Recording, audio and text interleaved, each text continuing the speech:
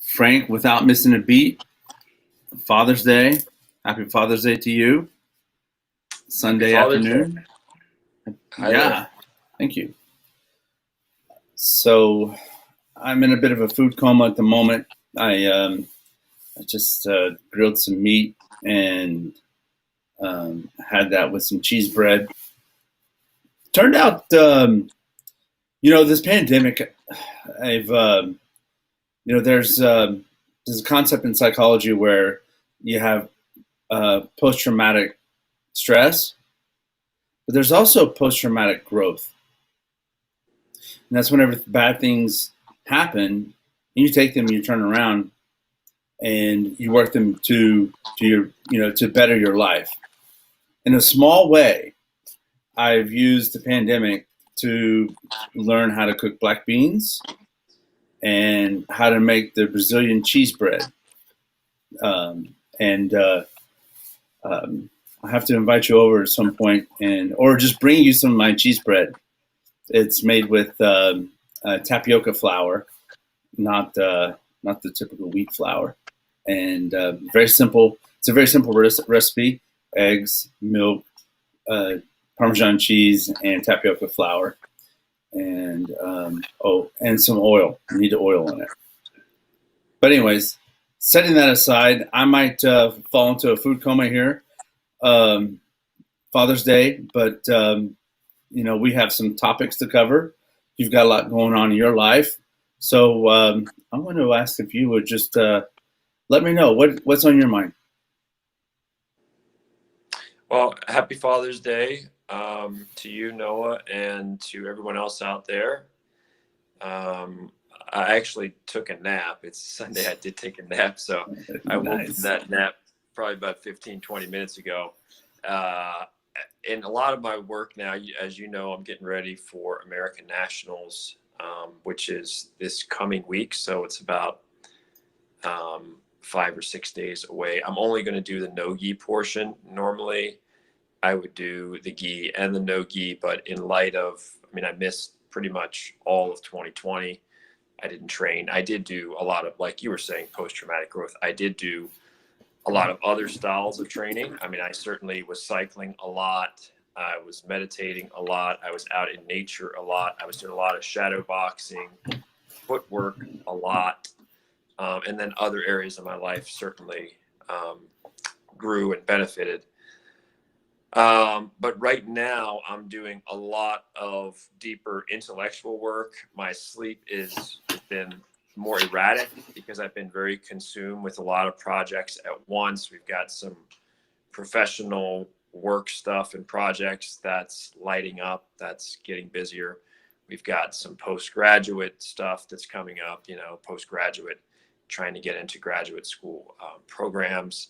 And then we've got training for the American Nationals. Then we've got every other responsibility on top of that, where, I'm very fortunate because what's interesting is a lot of people have reached out to me over the years whenever they're going through something. I've always felt very fortunate about that. Like if they're going through something really tough in life or something really hard, a lot of times they'll shoot me a message or they'll want to talk and they'll want advice or they want me to listen.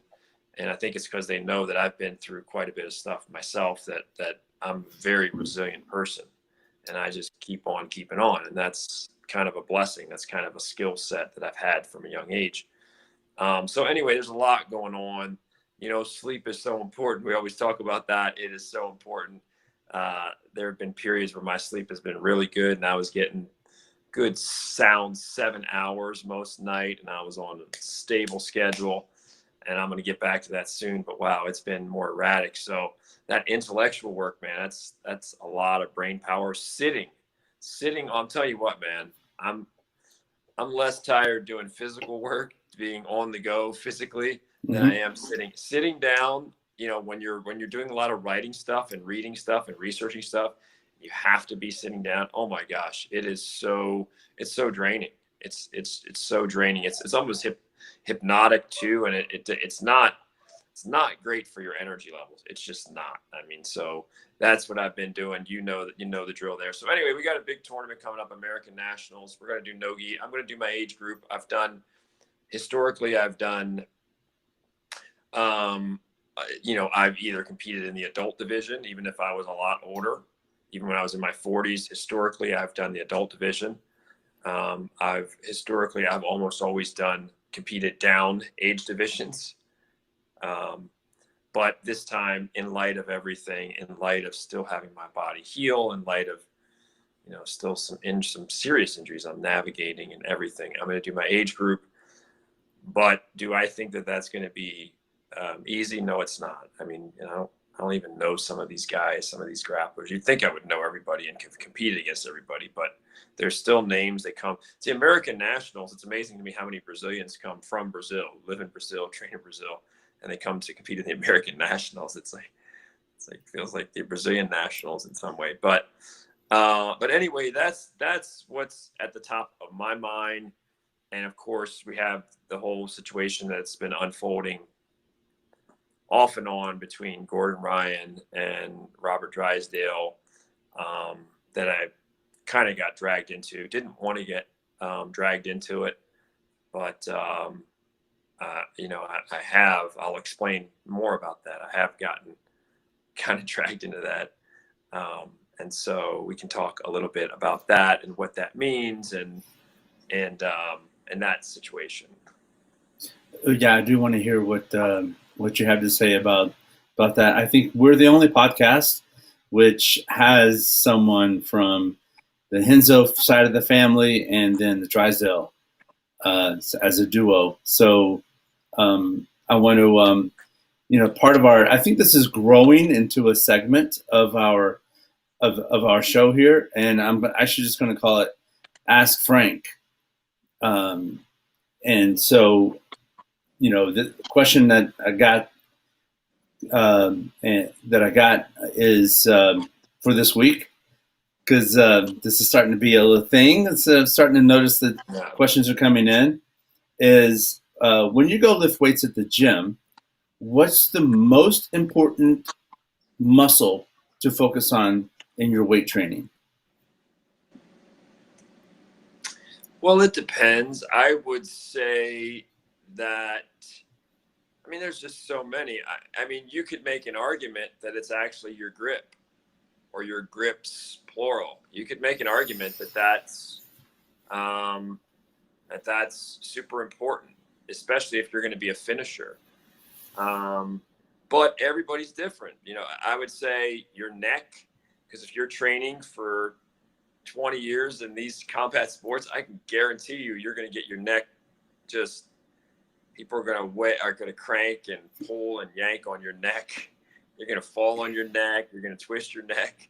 A strong neck goes a long ways. Core power is just, I've never seen a good grappler, a really good grappler, or an elite grappler that didn't have a really strong core. I've never seen one. They all seem to have really good grips, whether gi or no gi. They all tend to have like a really strong grip. I've seen them where they had really strong legs, like crazy strong legs, but I've seen them where they didn't, where they were just more wiry and more flexible and more rolly. So yes, you can have some crazy horsepower in your legs, and that could be a great skill, especially if you're an MMA fighter, right? If you're an MMA fighter, your punching power starts from the ground up. So it's not just technique. If you have really strong legs or really strong hips or really strong torque, you can have a really strong punch. Some guys, just kind of like in baseball, they just have a good whip on their arm too. They're just really good with that. They have big hands. But punching power starts from the ground up. So there's no having strong legs be a big asset. But I've seen some awesome grapplers who didn't have crazy strong legs necessarily, but I've never seen them where they didn't have a strong grip and a strong core. I've never seen them. So if you're going to start with basic muscles, just off the top of my head, I would say grip power and even your abdominal power, because your abdominal power is the chain that connects everything, right? It's the balance point, the intermediary point between the upper body and the lower body. So, that's the thing about jiu-jitsu, more than not just jiu-jitsu, wrestling. You're talking about almost every muscle in the body. Like you're talking about little muscles and tendons and ligaments that we don't even know the names of, most of us. It is recruiting every single muscle and fiber in the body, all of you. Yeah. I thought about how I would answer that myself when I saw the question. And what came to my mind was it's not quite what it's, I mean, somewhat in line, but I was to say your glutes. Because that's, we sit so much, but our glutes get weak from that. So I thought strong glutes because that would, you can move your hips more when you have strong glutes because that's incorporating. When I say glutes, I mean also your hip muscles. There's a lot in there, your inner muscles. But that if you were to ask me, I would guess that. But well, if you wanted to make it a trick question and say, what's the most important muscle? It's your mind muscle. I mean, it's really your mind. But we already know that. We talk a lot on this podcast about mindset. Everybody's talking about it. Everybody's talking about it a little late. I mean, honestly, I was a philosophy major at 26 years ago, 27 years ago in college. So I've already been, thinking about metacognition, critical thinking, asking why, questioning everything. I was doing the mind jitsu thing, that word, my word, art of mind, art of mindset. I was doing that well over a decade ago. I was doing videos, the mind of so-and-so. I was doing this mindset thing before it was fashionable, before it was in vogue and everybody was talking about it. I've been doing it. It's just my thing, whether or not it's popular or not. So definitely the mental thing. That's the first mover. But yeah, I don't know about glutes. I don't know if I'm going to sign off on that one, but I'm sure that there's somebody out there that could argue that one convincingly because again, the beautiful, I said this to Matt Serra, who's a Henzo black belt. Now we're talking about Henzo and Robert. I said this to Matt Serra and I met years ago when I worked at UFC, and we were talking one day at the UFC gym in the basement, the old UFC headquarters, and that's and I just you look at little Matt Serra's little fire hydrant, like a little pit bull, like a little 5 foot. I don't know. He seems like he's 5'5", like little, just a pit bull fire hydrant build, and so strong. And I was like, build your game around your frame. He's like the post for it, build your game around your frame. That's the nature of jiu-jitsu. Soccer's like that. Not every sport is like that. I mean, but soccer, you could be 5'0" and still be a world-class player, Diego Maradona. You could be 6 foot whatever and still be, so it's really, you really adapt it. And jiu-jitsu's like that too. We've seen the short, stocky have excel. We've seen the long, lanky, and everything in between. So you just really have to take inventory of your body, of your psychology. And there's when I say thousands of variables, I'm actually wrong. I said there's thousands of variables. There's thousands of possibilities and potentialities. But the reality is there's way more combinations than that. I mean, there's like, I don't want to say infinite, but it's like you're pushing toward infinite combinations. You've got the human body. I mean, if you got 26 letters of the human alphabet. I said this, I think, on the podcast before. And with 26 letters, just in the English language, you could produce over 1 million words, well over 1 million words, probably well over 1 million words with 26 letters in different combinations. I've talked about this with food and chemicals in our country. You've got 80,000 plus chemicals in the United States that are approved by different government agencies that are legal for legal uses here, whether it's, appliances, housing materials, food, etc. And how many different possibilities and combinations can those be? It's actually dangerous because you can't, no scientific body or government that's looking out for the safety of humans can test all of those chemicals in all these different combinations over time, over a period of time. Nobody can. I mean, and the government officials know that too, with the EPA, et cetera. They know that you can't. So it's like, well, what can all of these chemicals in different combinations do? We don't know, which is concerning. And so the same thing with us in the human body. And John Donaher and others have talked about this, which is a great grappler is going to get you to defend every inch of real estate on your body. The old days, before the whole footlock craze and the heel hook craze, and by the way, that precedes even the current generation. That goes back. I mean, people were doing footlocks. Like, you had Sambo doing them. You had people like Eric Paulson doing them. Frank Shamrock and others. I mean, people have been doing footlocks and ankle locks. It just wasn't as popular. It wasn't as systematized. It wasn't as widely available. It wasn't as appreciated or respected. It was considered cheap.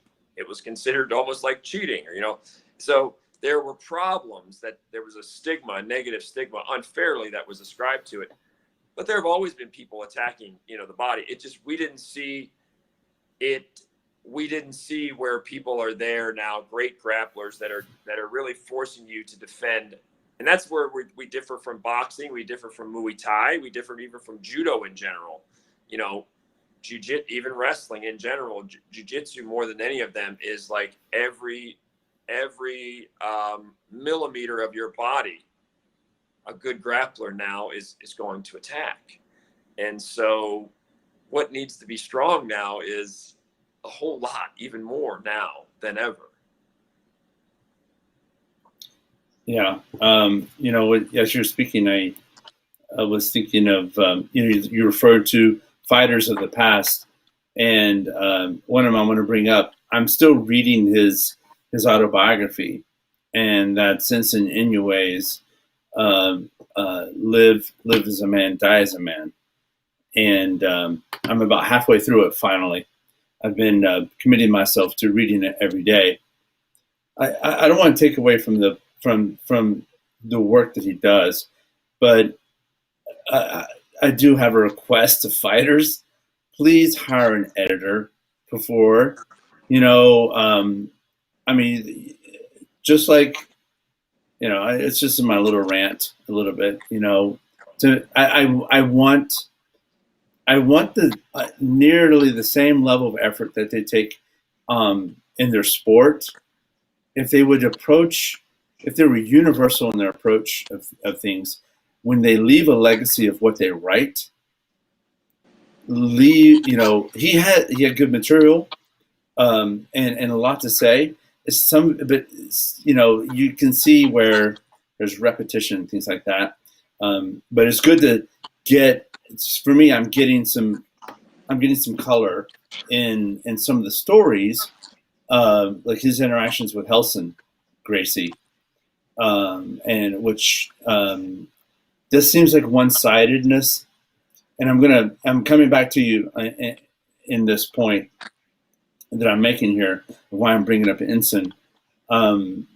He's now living in Japan, and I'm not through with the book yet, so I can't do a spoiler, or I can't do a synopsis of it. But he speaks of a vignette. There's a vignette within his biography, and it's the falling out that he had with Helson Gracie, because him, Enson, Helson, and some others were at a tournament, and there was a big fight that occurred because a brown belt did not show up, or something like that. But this was like the after effects, because Enson's brother Egan had videoed Helson teaching jiu-jitsu. And at the time, they were calling it Gracie Jiu-Jitsu, GJJ. And the Gracies were, they were protective of their intellectual property. And, Helson forbade Enson's brother Egan from videotaping it. And he says, and they agreed to, because he'd already videoed it, that they would not make a copy of it, and they would bring it to Helson immediately upon the conclusion of the seminar. But Egan, Inoue, probably made a copy of it and then brought it over. And that caused a falling out between Ensign and Helson. And Helson had said to him, you either choose me or your brother to be loyal to. Allegedly. That's what Ensign writes in his book. And I mean, obviously that's an impossible situation there to get into if that were true. And I know that the Gracies are a huge family, and you can't hold people to an idealized standard, because everyone has their ups and downs, or they say things they regret, or they do things that don't cast good light on them. But I know that the Gracies have, in totality, they have been phenomenal at the creation of a sport. They've been very generous with teaching.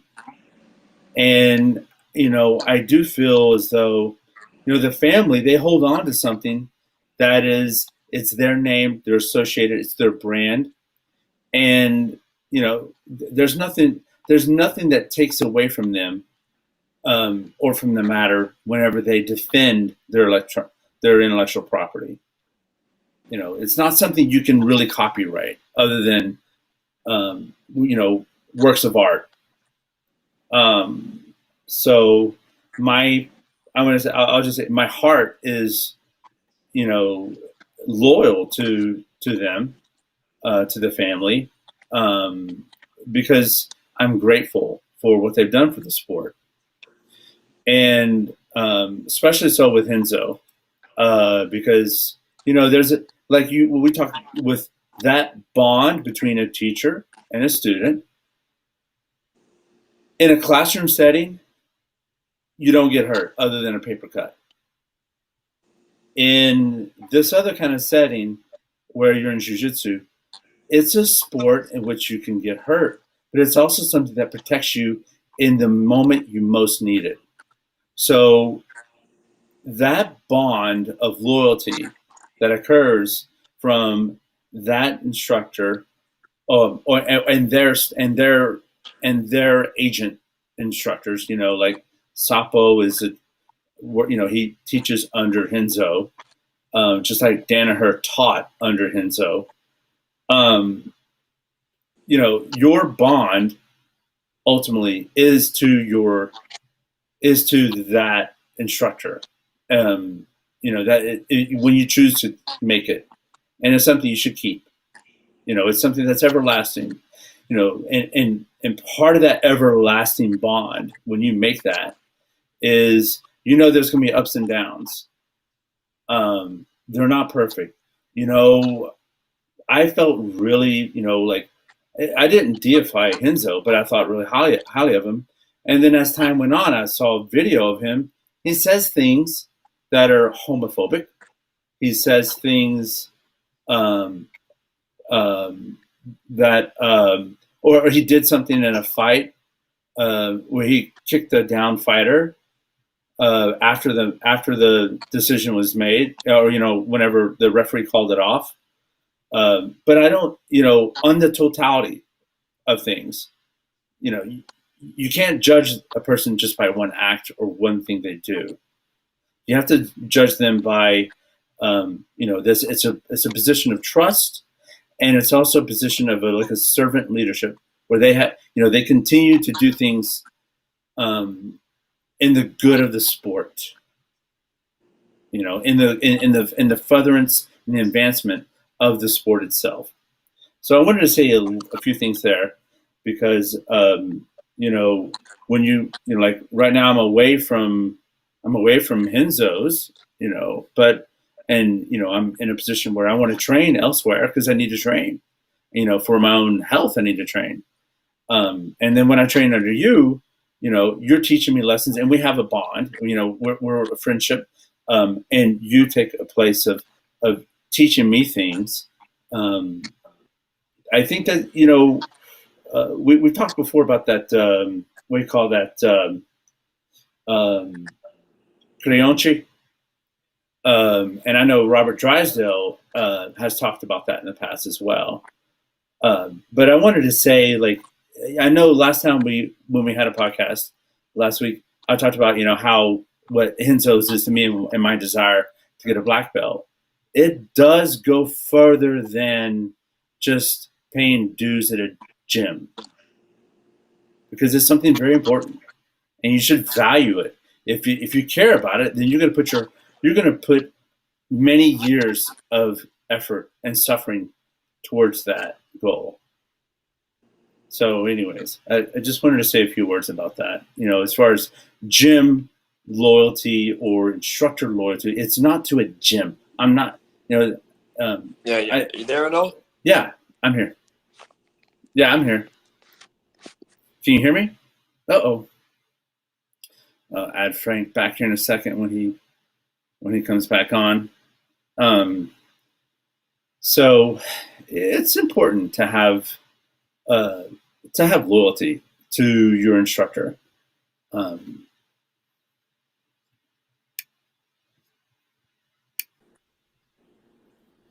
There you are, Frank. Hey, sorry about that. How much did you miss of what I was saying? About 15 seconds. I okay. Everything you said about Ensign and Helson and Henzo and yeah. I'm not loyal to a physical academy. I'm loyal to that instructor, and I think that's part of like this is all derived from a Japanese culture. Ultimately, there's Japanese, Brazilian, and American culture wrapped in together with this sport. So I'm not loyal to like an address on a map. I'm not. You can't get me excited about being loyal to Lifetime Fitness Corporation. It's so not the same. What did you say again? Uh-oh, I don't hear anything.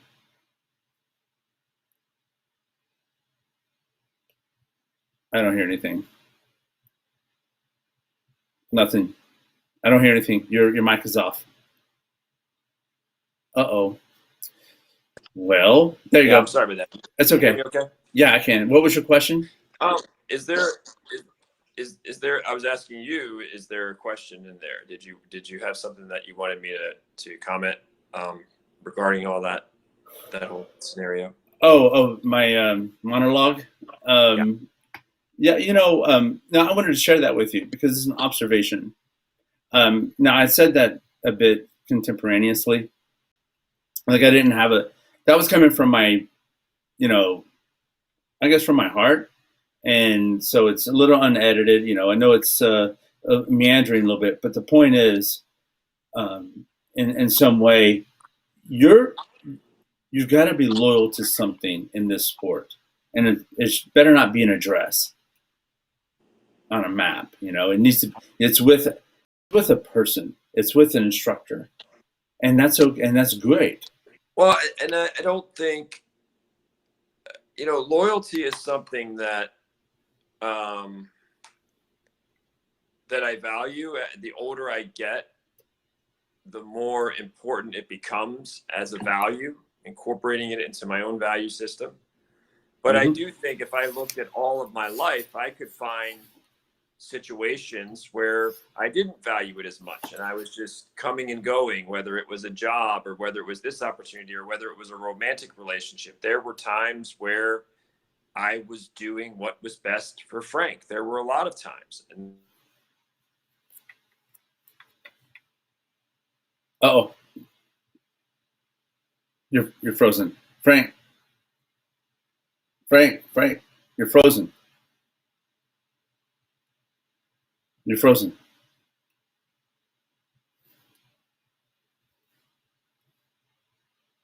Yeah, you're frozen. Can you change your device? something. There's some kind of setting there that's it's turning off your mic.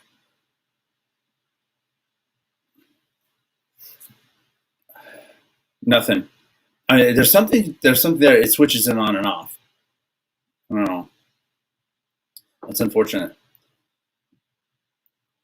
Can't wait to hear what he says about this. Um, it's I think the sports it goes much deeper than just paying gym dues. It's something that happens over time. You suffer for it. It's not an easy sport. Let me bring him back on. Frank. Okay, I hear you now. Yeah, I'm sorry. I keep getting a phone call. Oh, From family members. And I'm okay. trying. I mean, I want to take the call, but I can't take the call during the podcast. So it's just a family member that keeps trying to call, but we can't. Okay. So, well, in any event, I mean, we're all hypocrites. By the time you're 40, 50 years old, if you put all of our lives under a microscope, we're all hypocrites about something. I don't care. Nobody is 100% on all their values all the time. No. Nobody is 100% on everything. So we're all hypocrites. It's the low-hanging fruit. You want to look at a religious person. It could be a religious person that's actually a really good person, does a lot of really good things. You put their life under the microscope, they're a hypocrite at something. So it's the low-hanging fruit. We can say that about everybody. If we just want to look for flaws in other humans, we can do that. We can play that game all day. But loyalty has become a lot more important to me. I'm learning what it means at deeper levels. I value it both ways, me toward others, others toward me. I realize and I really appreciate, like I say, you and I have talked about this, in your darkest hours, the upside of zero, when you're down, when you're out, when times are dark, when you feel alone, when your stock is fallen, and you say, who's there for me? Who's got my back? Yeah. Like everybody, the beauty when you're down and you're out is everybody has to show their hand. There's no facades. There's no, it's like everybody who's your true friend will really show their hand and step up. And those who you thought were a friend, and they're not as much, and you're surprised sometimes. But that's a good thing. Those are good lessons to find. And so the thing with loyalty, though, that it's not mutually exclusive. So in other words, some people's definition of loyalty, especially in combat sports, is whoever's my enemy is your enemy. If you're loyal to me, if they're my enemy, they're your enemy. There's that mindset, like a tribalism. Yeah, it's tribal. There's that mindset. That mindset, which is a very dangerous mindset, is very prevalent now in American society at many things, particularly the political realm. We have people that are not spiritually religious, but they're politically religious. There's one right answer for them. They're so convinced that their politics is the right thing, the way it should be. They're so dogmatic about their politics on many sides. I'm not talking about one political party. I'm saying there are people on many sides, many different political persuasions who think my answers are the right answers, and anybody else, there can't possibly be answers other than my answers that are right. This is the way the world should be run. I want to shove it down everybody's throat. I want to thought police everybody. And if you're against me, then we should do everything we can on social media to get you fired from your job. You're a terrible person, and you're basically an enemy. This is a very, unfortunately, common mindset now, and it seems to be getting more and more popular. I've never seen it this bad in my whole lifetime. So we have some of that we've had some of that in the martial arts. Hey, if you're loyal to me, if I have enemies, all my enemies are your enemies. And this is where I want to weigh in, which is like that mindset, right? It doesn't have to be mutually exclusive. I could be loyal to you and be friendly with someone who's not, but I'm not with them having dinner and talking, trash about Noah.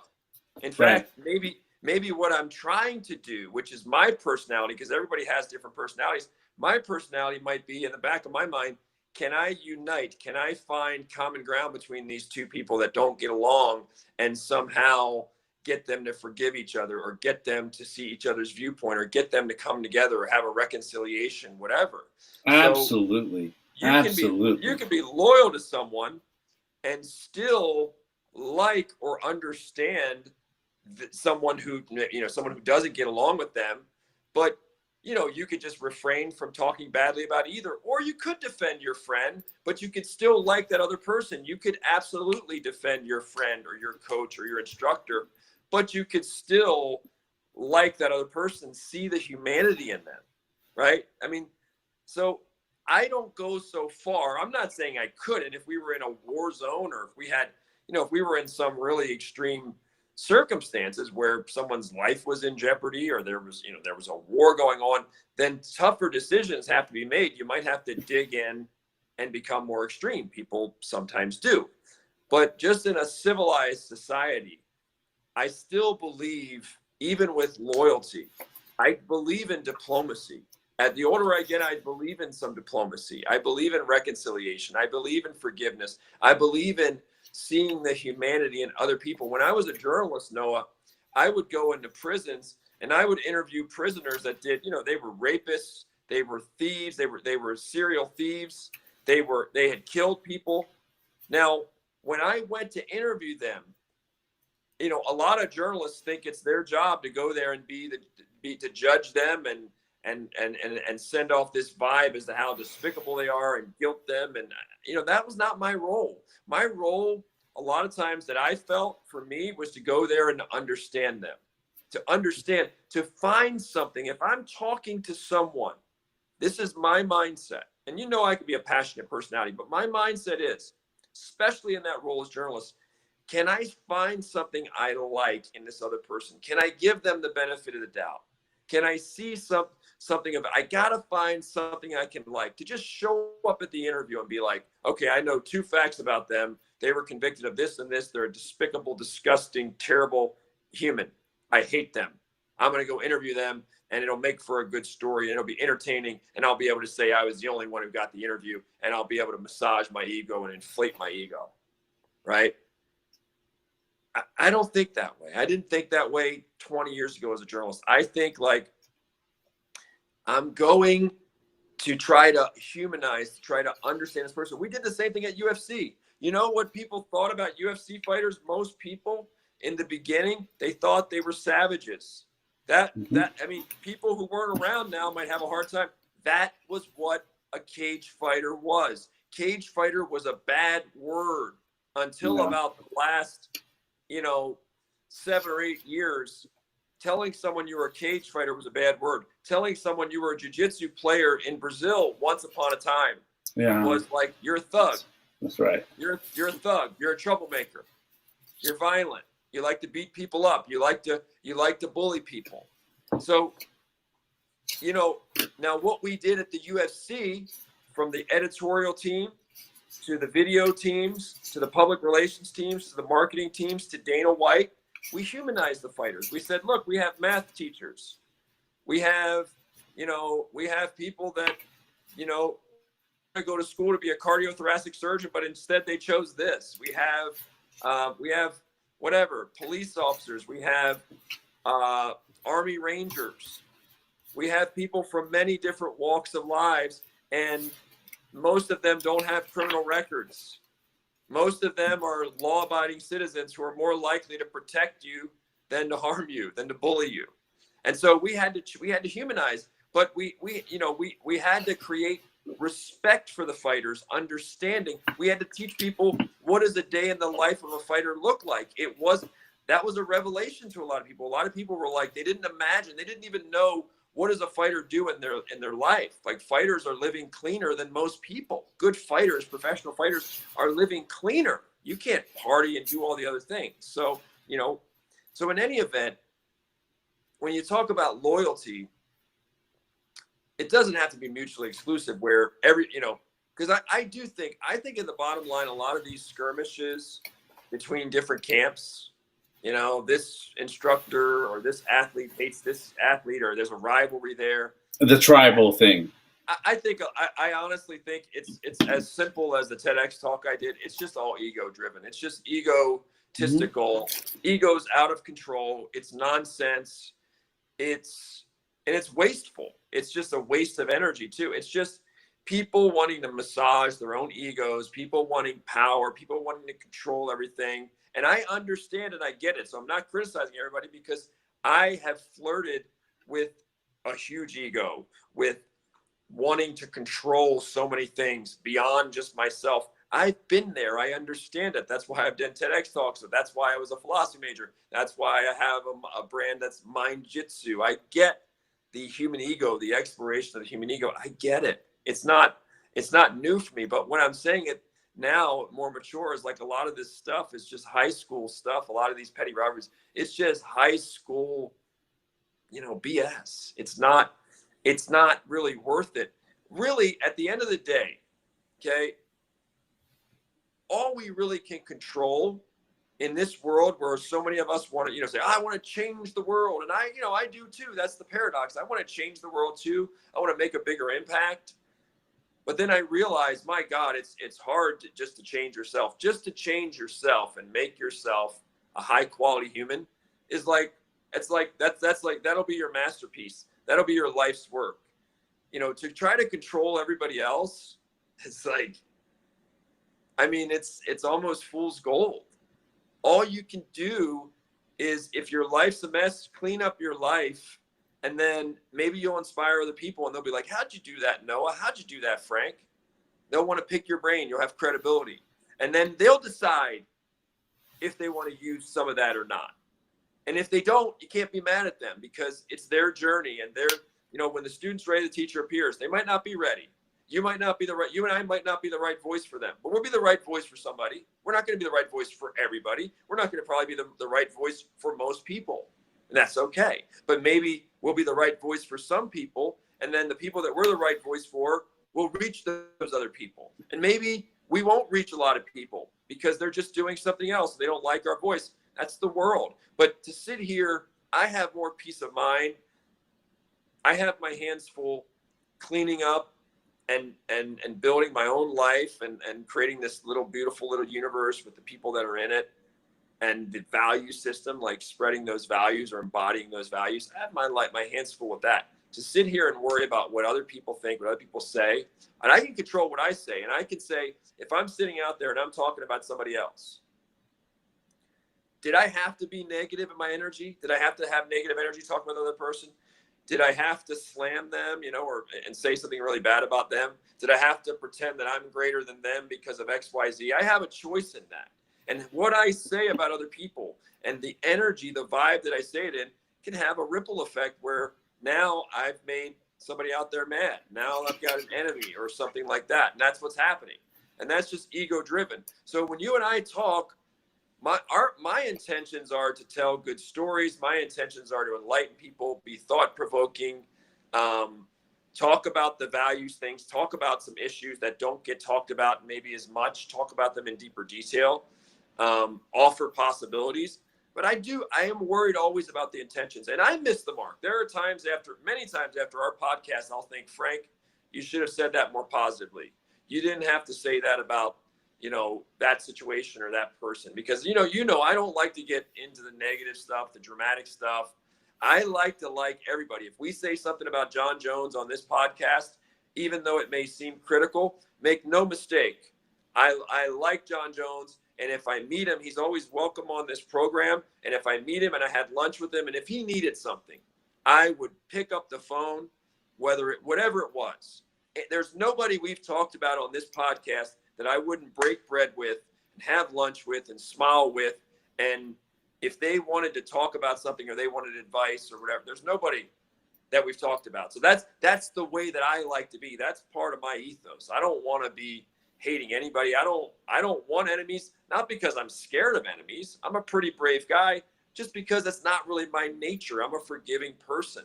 But at the same time, I like for us to speak candidly about things. I think the most progress we can make as a society, as a community, is to speak candidly about things, not to sugarcoat, not to always be politically correct. We have to be able to talk openly and candidly about issues. And sometimes it's going to seem like, oh, you just said something negative about so-and-so. So that's why I'm always careful to try to be like, listen, I like so-and-so, and I admire this about so-and-so. I'm just talking about one aspect of them. If I was to put myself under the microscope, I could tell you 100 things that I don't like that Frank did in his life. Yeah. But at the end of the day, I don't like a lot of the drama that's around this. Now, again, I'm not saying that if I was an MMA fighter and I was jiu-jitsu competing, I could talk some smack. You know, in my day, I could talk some smack, and it would have naturally been in me. But the difference is that even if I was talking smack, or even if I had brought my ego to the table, which happens when I'm competing, I've had a lot of ego there. I've had a lot of that hate. I'm better. I'm the better grappler. I'm the better this. I had a lot of that pride. I still do. But I think a fundamental difference is that when it's all said and done and the dust settles, I like that other person. I don't hate that other athlete. And I would shake that other athlete's hand. I would go to lunch and dinner and break bread with that other athlete. I would probably, and I have in the past, train with that other athlete if there were opportunities to train. At the end of the day, I like for goodwill to prevail. I don't like the drama that's really, when you see people that are just truly humiliating each other, truly dehumanizing, truly bullying each other, truly saying like super uber personal, nasty things about each other. Yeah. I don't like that. I think that kind of drama is high school drama. I don't like that. And I don't like to be dragged in the middle of that. Well, you were this week. Yeah, I saw some stuff from the founder of Zenith talking about the Danaher death squad. You know, there's clearly some inflammatory, you know, it's whole tribalism. It makes me think of, you know, Abraham Lincoln has a quote. He said a lot of good things. Is, you know, the best way to destroy an enemy? Make him your friend. It's that simple. Make him a friend. You know, this, how is that furthering the sport of jiu-jitsu? I do not know. Saying, you know, these things, and asking, you know, really, you know, questions that are designed to create, you know, like, you know, they're political questions. They're inimical. It's clearly designed to create controversy. So that's unfortunate.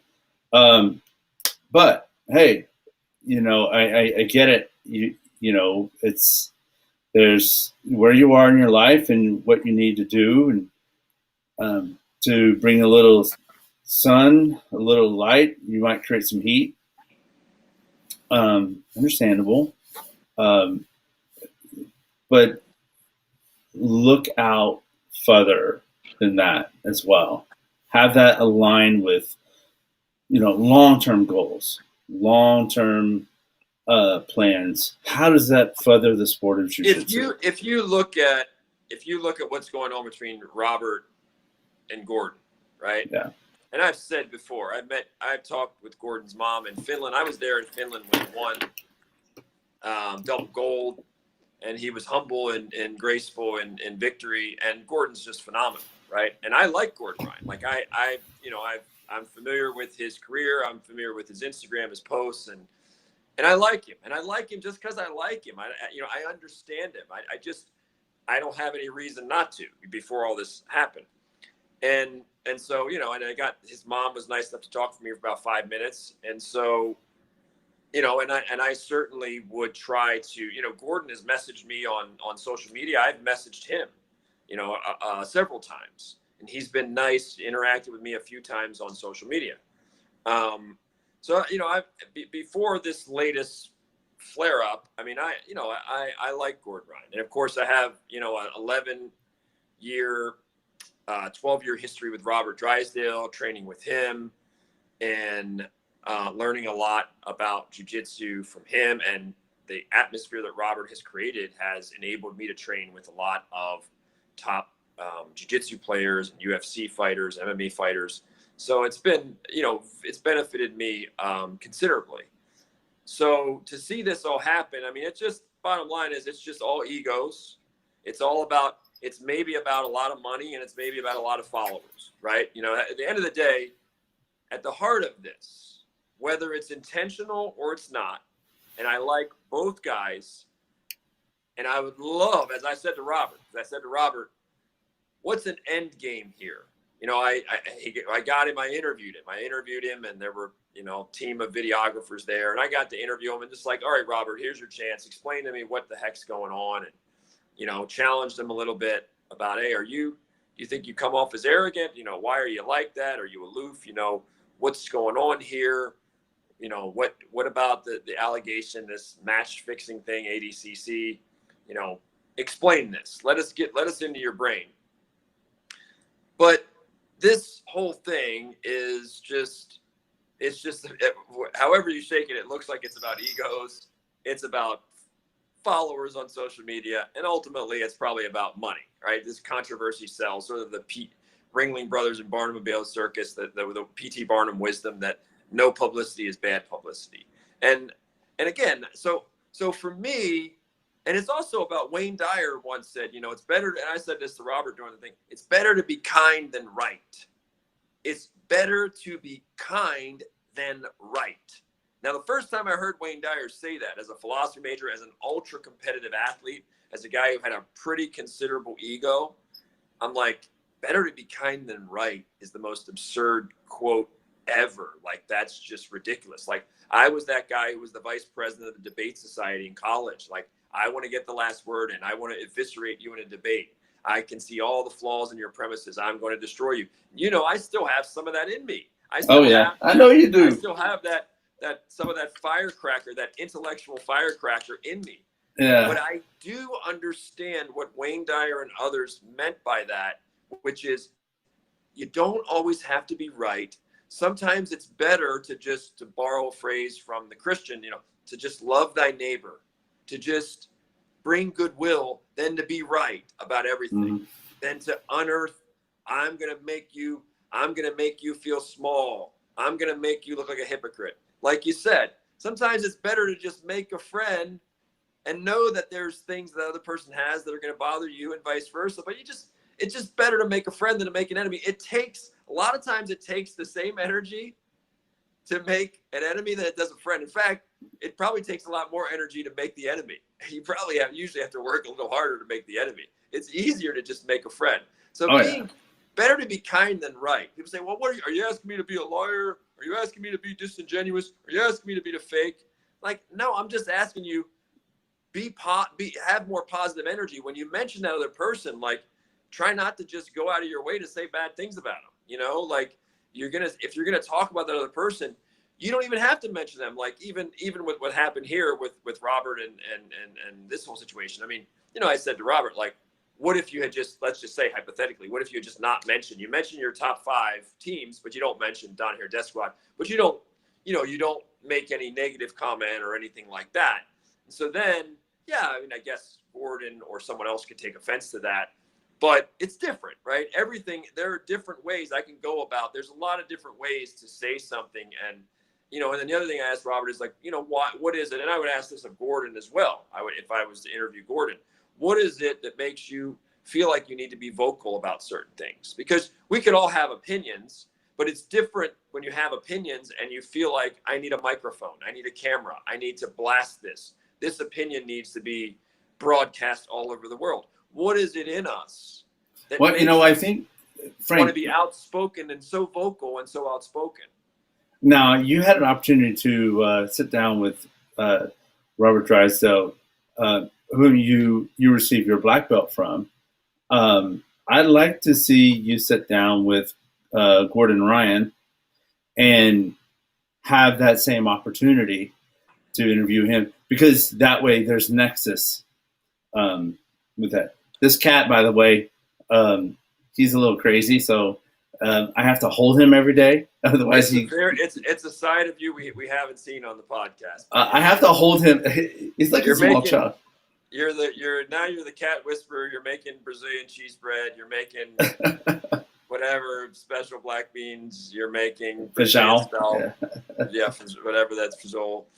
Yeah, no, I've said it before here. You know, you and I have talked before. Long before this all happened, we wanted to get Gordon Ryan on our show. I think one day we will get Gordon Ryan on the show. We'll have Robert Drysdale on again for sure. But yeah, we have had him on twice. Yeah, in terms of we love having Robert on. Yeah, I'd like for him to come more. And I just had lunch with dinner with Robert and some friends last week, and of course I'm training there for the American Nationals, and I'll be representing you there. Yeah. So but when I was going to do that interview with Robert, there was definitely hesitation because I'm just like, I mean, I like Robert a lot. I just I don't want to be dragged into that whole thing. And, I like to go wherever I go, and I don't want to be dragged in that, even with what I did. And I saw a friend, even what I did with I'm being featured in the documentary about UFC fighters. And I guess there's a lawsuit against the UFC and some fighters who had some serious injuries or, even some brain trauma. And they are, some of them, to my understanding, are suing the UFC, and they're blaming the UFC for their brain damage. I don't know the full extent of that lawsuit, but I did an interview. It was like a 2-hour interview a couple of months ago, earlier this year, with Bobby Razik, who I like and who I met in Finland. And Bobby interviewed me. Now, I did not know initially what that interview was going to be about. I just thought I'd be talking about MMA in general, right? Or MMA in Las Vegas, and it wound up having this other twist. Well, again, the same thing. After I did that interview, and I spoke very candidly about some of my views, I spoke about, hey, I understand the fighters wanting to make a lot more money. I get it. And hopefully one day the fighters will be the highest paid athletes in the world. They certainly deserve it for what they do and how hard they work. But we're not there yet. And there's a lot of factors that have to happen for that to happen. We're not there yet. And if you're going to sit here and take aim at the UFC and blame them for everything, then you're going to have to look at a lot of other ecosystems and just be like, oh my gosh, this is a problem in so many leagues and so many ecosystems and so many different, sectors. Like, this is not just there are better trees to bark up than even UFC if you want to do that. And I wanted them to just consider, like, hey, have a more balanced view. It's easy to take that view that the athletes should always make more money. That sounds great. All of us, we love underdogs. But if you consider the other side, you realize it's not that easy. It's not that simple right now. It's not. And that's what I wanted to do there. But after I did that interview on the documentary there, Noah, I was like, should I have done that? I love the fighters. We talked for hours after that, multiple times. I'm like, I love the fighters, and I don't want to be in the middle of drama. Mm-hmm. There was a lot of hesitation after that. And I don't normally experience that hesitation, that reluctance. I was like, it was a real dilemma. I was like, gosh, should I write Bobby a letter and just say, Bobby, like, I love the fighters. I didn't even know that was going to be your angle. I've reconsidered. Can you just not include me in your documentary? And I really thought about that, Noah. We had some conversations.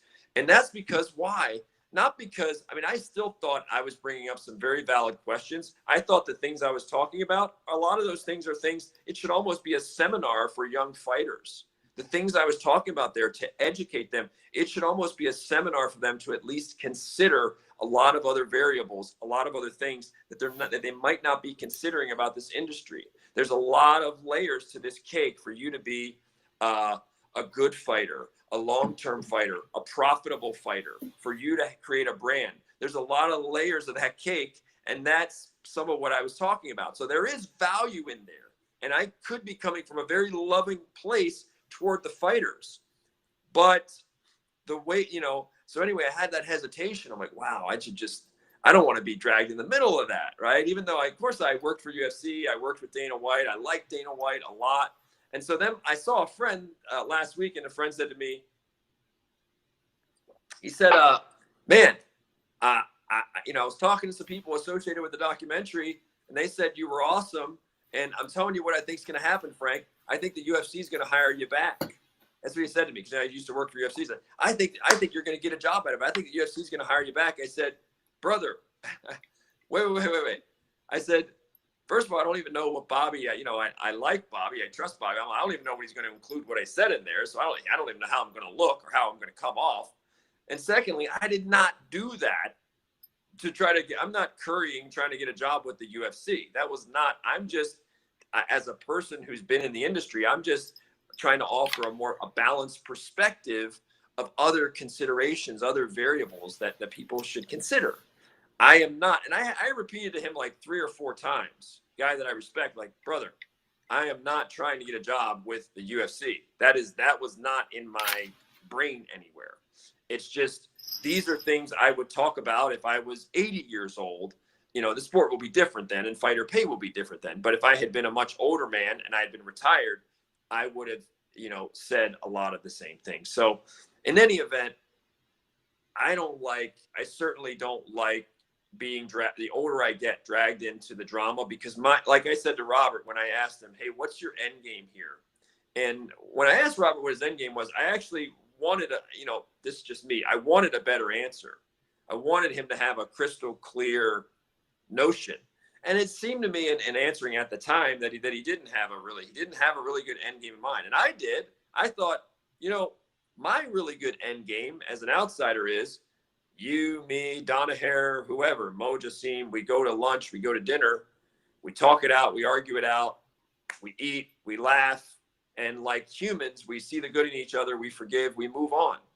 And we just live our lives and we go do what we love, and we train jiu-jitsu and we coach students, and we just, you know, we put the egos aside. Yeah. That's idyllic. I don't know that will ever happen, but that's the end game in my mind. Like, that's really in my heart what I would want, which is, do people have to stay enemies? Like, for what? Like, do we have to say such trashy things about each other? Do we have to humiliate each other that much? Do we have to dehumanize each other? Like, I get that they don't like each other, and I get that there's been negative vibes. I get it. I'm not saying that one side is right or whatever. I'm just saying, do we really need to do that in the scheme of thing, in the scheme of a short life? That's right. That's right. Other than for our egos, social media followers, and maybe some extra money that's made, what's being, or just the gratification. Some people just don't like people, and they get gratification. They get off on the fact that I can make that person feel small, or I can humiliate them, or I can get in their head. Some people get off on that. But for me, I'm just asking, I guess, if I could be a mediator or an arbitrator, yeah, or a diplomat in the middle, to be like, okay, what can we agree on? I mean, Robert was really damn good in his day. Robert's never been on the Mount Rushmore of jiu-jitsu. Robert, you know, can you say Robert's in the top 10 of jiu-jitsu players of all time? I mean, you can't. Robert's never claimed that. You can't put Robert in the top 10. You can't. You could make a very strong case that Andre Galvão is in the top 5. You could make a very strong case that Gordon is the best ever in no-gi. You know, you can make those cases. So it's not about was Robert the greatest, whatever. Robert certainly was one of the greatest American expressions, if you talk about in the gi and no gi, and for his time, for his era. You know, he beat some really good guys. He's been phenomenal in the training room. He had his time. But, you know, again, it is Gordon Ryan's time now. Robert had his moment, and why are we even fighting over that? Like, we don't even need to fight over that. Like, Gordon is phenomenal. Robert was really damn good in his time, and a problem for a lot of people, and capable of beating probably a different point, 99 point whatever percent of the grappling population for a couple years in there. And he's got some phenomenal training. I know some phenomenal training room stories of him just destroying some of the best in the world in training and things. So, I mean, at the end of the day, what is really, I guess I would say to both guys that they're watching, like, what are we really, other than social media followers and money and ego massages, what in the hell are we gaining?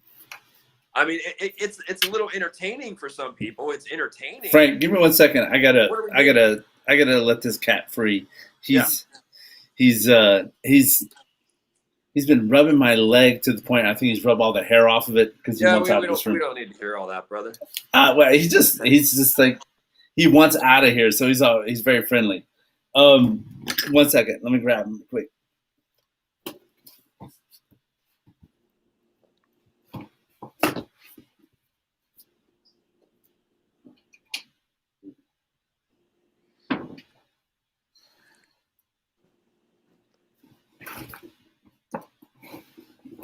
So I guess what I would like to say is I would like to see this thing squashed. I would like to see there be forgiveness. I would like there to see. I actually think these two guys in a different time and place could be friends. Now, you never know what happened. Like both guys, Gordon's 25 years old. As smart as he is about some things, he's 25. He's got a lot of room to grow and develop, and he's still got to. He's a young guy, so we got to we got to understand that he's young. We can't expect him to know everything. We can't expect him to be Mr. Perfect. He's 25 years old. He's got a lot to learn. Almost 40. So they're both actually still young in the scheme of wisdom. The egos can still be there when you're that age. A lot of times when you get older, like Musashi, a different perspective sets in. But I would like to see this this just be squashed. I think in the scheme of things it's petty. I think in the scheme of things it's very high school. Now, one thing about Robert, and I asked him about this too, and like all of us, sometimes some of us can come across as arrogant or snooty or I'm better than you. And we can rub people the wrong way with that. And some people have that kind of personality, and they might not even be aware of that. They might not even intend that, but they come off that way. And that can make that person more enemies or more critics than they want, because there is a lot to be said for just being, especially when you're powerful, because when you are powerful, when you are really good at something, people value your opinion so much that if you don't show them respect, or you snub them, or you ignore them, or you condescend them, they get very hurt, and they almost overreact. It's like, oh, I can't stand you. Because their expectation is so big, they hold you in such high esteem that it's dangerous, right? You got to manage expectations. When people hold you in such a high esteem, any little thing you do can make them lose respect for you or become a harsh critic of you. We see that in so many realms because we make people out to be perfect, and then we meet them and we're like, oh my gosh, I was so nice to him and he just was totally dismissive of me, or he wasn't that, or she wasn't that respectful toward me. And so that's why it's dangerous for people to think that we're flawless and we're so amazing. Yep. And then they meet us and maybe we're too busy, or we come off as dismissive, or we come off as aloof, and then people are very offended. So sometimes you have leaders out there that they come off like that, and you can wind up making a lot more enemies or a lot more people with hard feelings than you want. And that's why it just pays to be positive. It pays to go out of your way and be kind to other people and listen to them, make them feel valued. Don't carry yourself like, hey, I'm this elite champion, I'm better than you. Doesn't matter if you're a great teacher, doesn't matter if you're a great with money, doesn't matter if you're a great parent, you're whatever. I'm better at you at this one thing. That makes me a better human. End of story. And I'm going to walk around like I'm greater than you. That's something we all can work on and be like, am I projecting that? And if I'm projecting that, how is that making other people feel? And am I going to make more enemies? Now, some people like making enemies. They like stirring up crap. They feel better. They just like that. I don't. But some people get off on that. They love to stir the pot. And, maybe that's some of what we're dealing with here. Maybe some of the parties enjoy stirring the pot. It's the only way therapy helps too. Well, happy Father's Day again to you, Frank. This has been enlightening. We got to share a little bit. I wanted to say, I know recently we've made, I guess I'll say for our viewers who are seeing this episode at some point in the future, the show's changing. and it's changing in slow ways. You and I are, with the pandemic over, catching our breath. That was a busy year for us. We did a lot of episodes. This is episode, I think, 85 at this point. We're going strong. This is a year and a half old already. Hard to believe we've done a year and a half of episodes, Frank. And this thing's just moving. Do you have any insights into guests that we'll be seeing in the near future? Do you have anyone on? Have you been working on that? I don't want to mention the names. I think no, not names. No names. No names. We'll still have a lot of UFC fighters. We'll have other people that people may recognize them, some recognizable names, and then maybe some not. We're going to have Jordan on again. Jordan Worth, our old sidekick. He'll be on again. He's training very well. He's looking really good. He's showed me some good leg lock series. So we're not done with that. It's just been an especially busy season for you and I. Yep. And we've got a lot of work to do to build this out.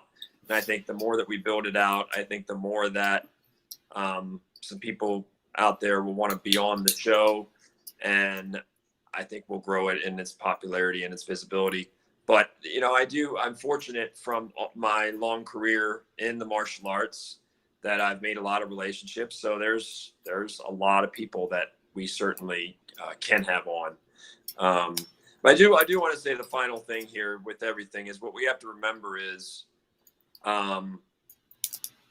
with this tribalism, I mean, that's one of the beautiful things I think about the jiu-jitsu and the combat sports is, getting people under the roof training together from many different cultures, many religions, many shades of skin, many different socioeconomic backgrounds, many different political backgrounds, and seeing the harmony and seeing people get along. And so that's part of the beauty of the sport. I understand that there's always going to be rivalries, competitive rivalries, this and that. There's going to be differences of opinions, differences in philosophies. But I think at the end of the day, as I get older, I really do value loyalty a lot, but I also value forgiveness.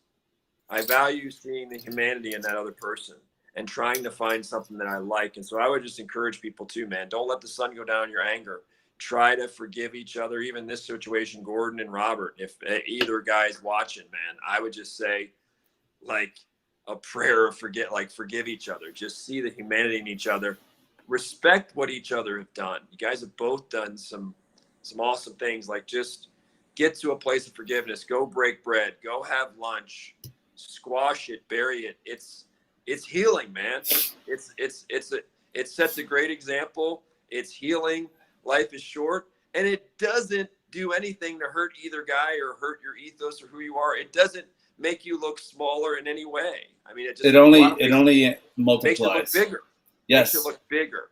Makes you look like a bigger man. Right? It's not even additive. It is, I think mathematically, it's not addition, it's multiplication. It is. So it is multiplication. I would encourage people to experiment with the power of forgiveness and kind of a love thy neighbor thing. Like, man, just, the person that's your competitor or whatever, it's like, I really am truly so grateful for every competitor I've had, every training partner, like even like Sunny Nahara, where we had tension or whatever, made me better. They made me get better. They tested me. They made me raise the bar. It's okay. We can't just have this zero-sum mentality where there's only so much pie. Like I honestly believe there is more pie to go around. It's not just a zero-sum game. We have to stop looking at everything as a zero-sum game where I have to humiliate you, Noah, in order for me to eat or me to look like I'm whatever. It's like, I don't know. So I hope that more of us will continue to grow, continue to improve, continue to forgive, and just say, you know what, pick up the phone. Look, I'm going to be in Las Vegas. I'm going to be in Puerto Rico, wherever. I'm going to be in Austin, Texas. You know what? Why don't you meet me for lunch? Let's talk about it. No cameras, no nothing. Let's talk about it. How about a summit of Andre Galval, Gordon, and Robert? Andre. Andre. I watched his video where he proffered peace to Gordon after the slap incident earlier this year, and I thought that was good. He owned Andre owned his behavior. He owned it, and he's got a program there at Atos, and that speaks volumes about him. He owned his behavior. He saw how he put some things out there that really brought the fire. And I've met Gordon. I met Gordon at the academy when it's just he and I. In passing, he's a very kind person. He cares. He is very kind in person. He is. He's very kind, and this social media reminds thing. Me of Chael Sonnen, where there's this dichotomy. There you go. There's this social media persona. There you go. Chael Sonnen in the flesh, in person, is a very kind guy. It's almost another person. But I see that part in Gordon, which is why I do like him. But at the same time, I have a loyalty. I have a relationship. I have a history with Robert. Uh-huh. And, I don't want to see Robert besmirched and humiliated. And, I get it. And I don't think he deserves that, given what he's at least accomplished in the sport. So I can certainly see both sides of the equation. But at the end of the day, that's all the past. The present is right now. We got the power to forgive at any moment. We don't have to live in the past. We don't have to. It's all done. It's been said. We have today, and we can make a decision right now and say, you know what? I'm going to pick up the phone and call that guy and say, listen, let's get on a phone call, or let's get lunch. It's just a decision. It's one decision away. You don't have to be defined by what you snapshotted or screenshotted on social. You can say, you know what? I apologize, man. I got out of line because I didn't think that you handled that the right way. I thought you were negative, or I thought you were hating on me, and I didn't like that. You can have those conversations. Brothers have those conversations. Sisters have those conversations. Mm-hmm. Parents and kids have those conversations. We all have awkward conversations. You and I have had them. We like each other a lot. We are good friends. We've had, some pointed discussions. We've had them, Yeah, a lot of times. Friends do. Yeah, but that doesn't mean you can't move on. So in any event, that's where I'm coming from. I'm looking for remedies. I'm looking for solutions. I like solutions. I don't like always where we've been. I like where are we at, or where are we going. We don't have to be defined by that past and by that ugliness and by that he said, she, whatever they were doing. They both guys can say, am I really being my best self? Is this really how I am? Like, the reality is Gordon has some really kindness and niceness in him. Hey man, why don't, can you show a little bit at the Drysdale? Can you guys work it out? Hey Rob, you got some sweetheart. You got a compassion inside you. Why how come you're not? Why are you bringing this energy or whatever? Like, sit down, work it out, squash the whole damn thing, and then we don't need the tribes sniping at each other, because other people get dragged into that too. It gets silly. It really gets silly. Yeah. It would be nice to see a mashup of them, not from competition sense, where Gordon comes over to Zenith. There won't be. I asked Robert that question. I said, Robert, does this, when you talk about like an end game, you haven't competed in a long time. Are you coming out, would you want to face Gordon? And, he doesn't want to face Gordon. He said, Frank, after my whole thing with the UFC and he tested for the, positive for the test and for performance enhancing drugs. And he said, that was a very dark time for Robert. And he's never loved competition the same way. And for that matter, Robert's almost 40 years old. I mean, it's Gordon's time. So that's not, realistically, the writing is on the wall. It's Gordon's time. That's not going to, and that shouldn't make Robert look bad. You say, well, 40 is not old, but 40 is different for everybody. It's different for everybody. And the reality is, it's just not Robert's time right now. It's not. It's Gordon's time in terms of the no-gi, at least. And so that is not, apparently, right now, that is not a a viable solution to it or an event that's going to happen. And I understand that. I don't think that makes Robert look, weak or whatever. It's just, again, Gordon's in his prime now. Robert is like, banged up and can barely, move certain body parts on certain days. So that's not going to happen. Well, what I was saying was the mashup would be not that they would compete, but they would go to each other's academies, or put on a joint seminar. Gordon is welcome. He said, and this might surprise some people, like a fundraiser. He said that Gordon and Donaher Death Squad are welcome at his academy. He would treat them with the same respect that he treats everyone else if they came there to train. He did say that. Yeah, I wear my Renzo Gracie gi everywhere I go when I go to academies. Yeah, because we talked about that loyalty. Well, you should let your I think of like, instead of letting your emotions drive your behavior and where you're going, your emotions shouldn't be your navigation system. It should be you sitting down and thinking about, how am I living my set of values? What are my values? If you can't write out 10 of your top values and check yourself against your values, you live in, and that's the standard you should live to, is how are you living against the values that you choose and that you want to uphold, and you live your life in accordance with those values. And if you're falling short, that's on you. You got to do some work, take ownership, and do some work. Other than that, it gets messy. These young guys this is a long-term commitment. This sport, it's a long-term commitment, more than just your first black belt, which I still got to get. Yeah, my value is harmony. I like for different groups to get along. I don't like thought policing. I don't like where we have dogma and there's one right answer. I don't particularly care for the tribalism thing either. I like to look at it as like one human race, and what can we do as much as possible to unite and harmonize, and I know that's a little idyllic and whatever, maybe Pollyanna for some people, but I like to believe that ideal can exist. I'm an optimist, so that's how I think. Well, Frank, I've enjoyed talking to you this afternoon. I'm gonna get off here and go do the rest of my Sunday. I've told Jordan I'm going to try to make it over to 10th Planet this week, and start and just do a little 10th Planet stuff. I don't like no-gi. I don't like it.